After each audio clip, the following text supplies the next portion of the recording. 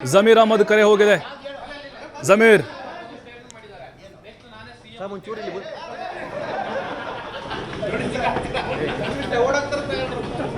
ಜಮೀರ್ ಅಹಮದ್ ಅವರು ಅನ್ಕೊಂಡಿರಲಿಲ್ಲ ಅವಕಾಶ ಸಿಗುತ್ತಾ ಇಲ್ವಂತ. ಯಾಕಂದರೆ ದಾವಣಗೆರೆ ದಕ್ಷಿಣದವರು ಆಡಿಯೋ ಸ್ವಲ್ಪ ಎಫೆಕ್ಟ್ ಆಗಿತ್ತು. ಬಟ್ ಅದೆಲ್ಲದರ ಮಧ್ಯೆ ಕೂಡ ಅವ್ರಿಗೆ ಈಗ ಅವಕಾಶ ಮಣೆ ಹಾಕಿದೆ. ಮುಸ್ಲಿಂ ಕೋಟಾದಡಿ ಮತ್ತೊಬ್ಬ ನಾಯಕನಿಗೆ ಅವಕಾಶ ಕೊಟ್ಟಿದ್ದಾರೆ. ಆಲ್ರೆಡಿ ಯುಟಿ ಖಾದರ್ ಸಚಿವರಾಗಿದ್ದಾರೆ ಮೊದಲನೇ ಹಂತದಲ್ಲಿ. ಈಗ ಎರಡನೇ ಹಂತದಲ್ಲಿ ಜಮೀರ್ ಅವ್ರಿಗೆ ಕರೆ ಹೋಗಿದೆ. ಅವರು ಕೂಡ ಈಗ ನೂತನ ಸಚಿವರಾಗಿ ಹೊತ್ತು ಪ್ರಮಾಣ ವಚನವನ್ನು ತೆಗೆದುಕೊಳ್ತಾ ಇದ್ದಾರೆ.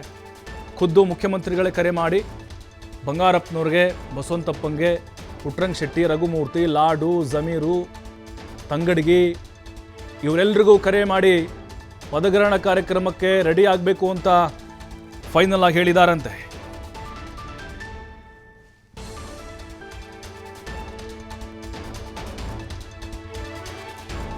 ಅದಷ್ಟು ಮಾಹಿತಿ ನಮ್ಮ ಪ್ರತಿನಿಧಿ ಶಿವಕುಮಾರ್ ಹೇಳ್ತಾರೆ. ಶಿವಕುಮಾರ್, ಆ ಹೆಸರುಗಳನ್ನ ನೋಡ್ತಾ ಇದ್ವಿ, ಕೆಲವೊಂದಿಷ್ಟು ಅಚ್ಚರಿಯಾದಂತಹ ಆಯ್ಕೆಗಳಂತ ಅನ್ನಿಸ್ತಾ ಇದೆ.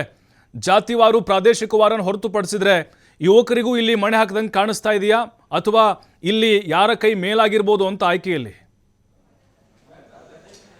ಪ್ರಭು, ಕೊನೆಗೂ ಕೂಡ ಸಚಿವ ಸಂಪುಟ ವಿಸ್ತರಣೆಗೆ ಹೈಕಮಾಂಡ್ ಗ್ರೀನ್ ಸಿಗ್ನಲ್ ಅನ್ನು ಕೊಟ್ಟಿದೆ. ನಾವು ಕಳೆದ ರಾತ್ರಿ ಕೂಡ ಒಂದು ಪಟ್ಟಿಯನ್ನು ಹಾಕಿದ್ವಿ. ಸೊ ಅದರಲ್ಲಿ ಬಹುತೇಕ ಹೆಸರುಗಳು 3-4 ಹೆಸರುಗಳನ್ನು ಬಿಟ್ಟರೆ ಉಳಿದ ಎಲ್ಲ ಹೆಸರುಗಳು ಕೂಡ ಈಗ ಫೈನಲ್ ಆಗಿದೆ ಸಚಿವ ಸ್ಥಾನಕ್ಕೆ.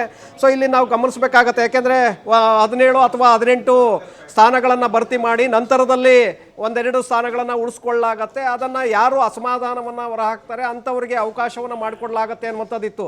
ಆದರೆ 20 ಬಾಕಿ ಸ್ಥಾನಗಳೇನಿತ್ತು ಅದಕ್ಕೆ ಸಂಪೂರ್ಣವಾಗಿ ಈಗ ಭರ್ತಿಯನ್ನು ಮಾಡಲಾಗಿದೆ, ಗಮನಿಸ್ಬೋದು. ಯಾಕೆಂದರೆ ಬೆಳಗಾವಿಯಿಂದ ಲಕ್ಷ್ಮಣ್ ಸವದಿ ಅವರಿಗೆ ಅವಕಾಶವನ್ನು ಮಾಡಿಕೊಟ್ಟಿದ್ದಾರೆ. ರಾಮನಗರದಿಂದ ಮಾಗಡಿ ಬಾಲಕೃಷ್ಣ ಅವರಿಗೆ ಅವಕಾಶ ಸಿಕ್ಕಿದೆ. ವಿಜಯಾನಂದ ಕಾಶಪ್ಪ ಅವರು ಹುನಗುಂದ ಕ್ಷೇತ್ರದ ಶಾಸಕರು, ಅವರಿಗೆ ಬಾಗಲಕೋಟೆ ಜಿಲ್ಲೆಗೆ ಪ್ರಾತಿನಿಧ್ಯವನ್ನು ಕೊಡಲಾಗಿದೆ. ಜೊತೆಗೆ ಪಂಚಮಸಾಲಿ ಲಿಂಗಾಯತ ಸಮುದಾಯದ ಪ್ರಬಲ ನಾಯಕ ಕೂಡ ಹೌದು. ಇನ್ನು ಎಸ್ ಮಲ್ಲಿಕಾರ್ಜುನ್ ಅವರಿಗೆ ದಾವಣಗೆರೆಯಲ್ಲಿ ಅವಕಾಶ ಸಿಗುತ್ತೆ ಅನ್ನುವಂಥದ್ದಿತ್ತು. ಆದರೆ ಕೊನೆಯ ಕ್ಷಣದಲ್ಲಿ ಅವರಿಗೆ ಒಂದು ರೀತಿ ಅವಕಾಶವನ್ನು ಮಿಸ್ ಮಾಡಿ ಬಸಂತಪ್ಪ ಅವರಿಗೆ ಕೊಟ್ಟಿದ್ದಾರೆ ಇಲ್ಲಿ. ಯಾಕೆಂದರೆ ಮಾಯಕೊಂಡದ ಶಾಸಕರು, ಮೊದಲ ಬಾರಿ ಶಾಸಕರಾದಂಥವರು, ಮಾಜಿ ಸಚಿವ ಎಚ್ ಆಂಜನೇಯ ಅವರ ಸಂಬಂಧಿ ಕೂಡ ಹೌದು.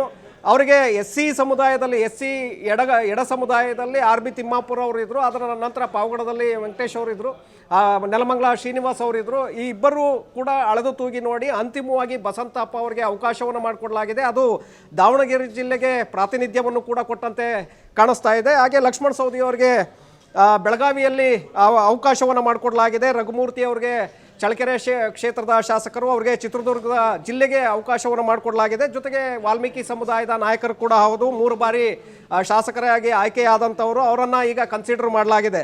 ಇನ್ನು ನಾಗೇಂದ್ರ ಅವರಿಗೆ ಮತ್ತೆ ಬಳ್ಳಾರಿ ಜಿಲ್ಲೆಯಲ್ಲಿ ಅವಕಾಶವನ್ನು ಮಾಡಿಕೊಡಲಾಗಿದೆ. ಅನ್ನಪೂರ್ಣ ತುಕಾರಾಮ್ ಅವರಿಗೆ ಅವಕಾಶವನ್ನು ಮಾಡಿಕೊಡ್ತಾರೆ ಅನ್ನುವಂಥದ್ದಿತ್ತು. ಆದರೆ ಅಂತಿಮವಾಗಿ ನಾಗೇಂದ್ರ ಅವರಿಗೆ ಇಲ್ಲಿ ಮಣೆಯನ್ನು ಹಾಕಲಾಗಿದೆ. ಇನ್ನು ಮಂಕಾಳು ವೈದ್ಯ ಹರಿಪ್ರಸಾದ್ ಅವರ ಚಾಯ್ಸು, ಉತ್ತರ ಕನ್ನಡ ಜಿಲ್ಲೆಗೆ ಅವಕಾಶ ಕೊಡಬೇಕು ಅನ್ನುವಂಥ ನಿಟ್ಟಿನಲ್ಲಿ ಮಂಕಾಳು ವೈದ್ಯ ಅವರಿಗೆ ಅವಕಾಶವನ್ನು ಮಾಡಿಕೊಡಲಾಗಿದೆ.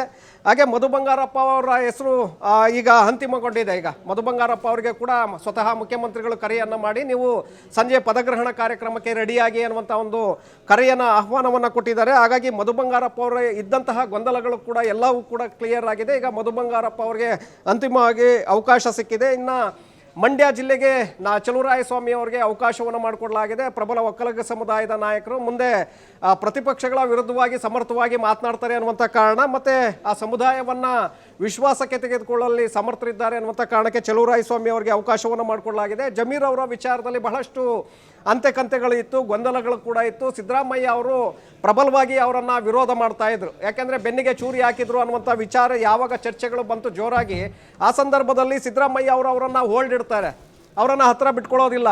ಮಾತುಕತೆಗೆ ಪದೇ ಪದೇ ಹತ್ತಿರ ಬಂದರೂ ಕೂಡ ಅವರನ್ನು ದೂರ ಇಡುವಂಥ ಪ್ರಯತ್ನವನ್ನು ಸಿದ್ದರಾಮಯ್ಯ ಅವರು ಮಾಡ್ತಾರೆ.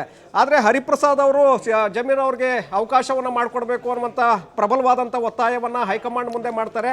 ಹಾಗೆ KC ವೇಣುಗೋಪಾಲ್ ಅವರು ಕೂಡ ಜಮೀರ್ ಅವ್ರಿಗೆ ಅವಕಾಶವನ್ನು ಮಾಡಿಕೊಡ್ಬೇಕು ಅನ್ನುವಂಥ ಒತ್ತಾಯವನ್ನು ಮಾಡ್ತಾರೆ. ಕಾರಣ ಕಳೆದ ಇತ್ತೀಚೆಗೆ ನಡೆದಂತಹ ಕೇರಳ ವಿಧಾನಸಭಾ ಚುನಾವಣೆಯಲ್ಲಿ ಅತಿ ಹೆಚ್ಚಿನ UDF ಅಭ್ಯರ್ಥಿಗಳು ಗೆಲ್ಲೋದಕ್ಕೆ ಕಾರಣ ಜಮೀರ್ ಅವರ ಕೊಡುಗೆ ಕೂಡ ಮಹತ್ವದ್ದು ಅನ್ನುವಂಥದ್ದು ವೇಣುಗೋಪಾಲ್ ಅವರಿಗೆ ಗೊತ್ತಿತ್ತು. ಆದರೆ ದಾವಣಗೆರೆ ಬೈ ಎಲೆಕ್ಷನ್ನು ಅವರ ಇಮೇಜನ್ನು ಡ್ಯಾಮೇಜ್ ಮಾಡಿತ್ತು.